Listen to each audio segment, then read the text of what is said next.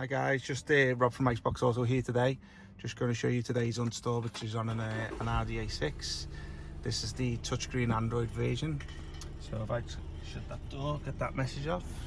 So as you can see, this is our Android 10 system here, which is on the new Audi interface. If I was just to go back to here, you can see this is obviously where it shows the original Audi. You can go back and forth at will. So this is the system here. As you can see, it's got navigation, music setup, sound, video.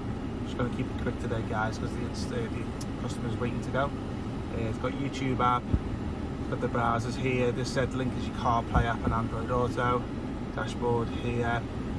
As you can see, it's got some speedometer things there. Google Play account, which is obviously where you download your applications. There you go, it's the air purifier. And also there's the ambient light option there too. See, it looks really nice. So hopefully I will have a full extensive video for you soon on our next install.